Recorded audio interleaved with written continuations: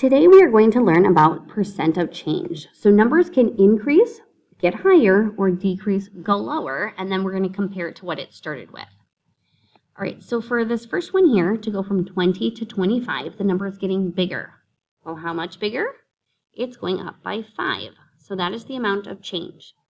Then we have to compare it to what we started with, which was 20.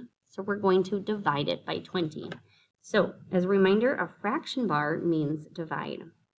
So if we do 5 divided by 20 with a calculator, and you have to be very careful, your brain might say 20 divided by 5 is 4, but 5 is on top, and so that is the first number we put into the calculator.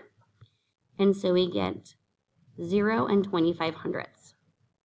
But now we want to have a percent, so we either have to times that by 100 or move the decimal 2 to the right, and so that would be 25%. And then since the number was getting bigger, that means we're going to say it's an increase, and I'm just going to use the letter I for increase. Then to go from 50 to 60, that is also increasing, but by 10.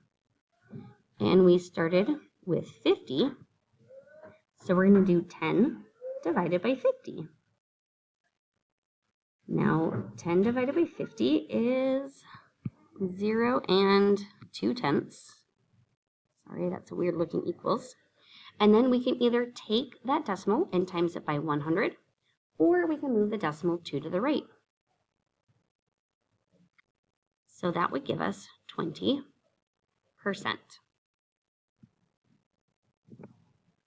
All right, I'm going to click onto this screen. So I already did 20 to 25, and that was a 25% increase. Okay, but I'm going to also show you one that kind of looks similar. Going from 30 to 35, that is also a change of 5. But we're dividing it by our starting number, which is 30. And when you divide that, you get 0.16666 ... Ooh, boy. Apparently a ... makes you zoom in. Okay, let's see here. Exit that, start again. Okay, so if we have 0.16 repeating, that can actually round to 0.17, which would then be 17%. So even though this one had a change of 5, that one's 25%. This one also had a change of 5, but it's 17% because we have a different starting number. Okay, and that would be a 17% increase. And I should specify it's an increase to not confuse it with a decrease. All right, let's just peek at a decrease really quick. So for this one here, it's going from 60 to 48. So it is going down when the number is getting smaller. Okay, so we're going to have to subtract to figure out how much of a decrease that is. You could also count up from 48 up to 60 as well. So the difference there would be 12. So we're going to take 12 and we're going to divide it by the starting number of 60. All right, 12 divided by 60 is 2 tenths.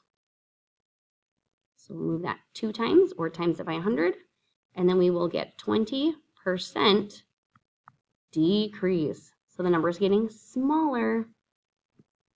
All right, so for this next one here, I'm going to actually just count backwards in a way. So we could drop down to 170, and that would be 10 less. And then if we drop down to 160, that would be 20 less, and then another 5 to get to 155. So we went down by 25. So we have to take that, divide it by our starting number, which is 180.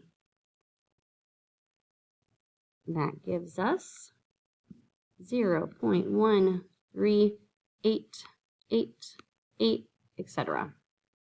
We could round this then up to 0.14, and if we multiply it by 100 or move the decimal 2 to the right, we would get 14% and say that it's a decrease because the number got smaller.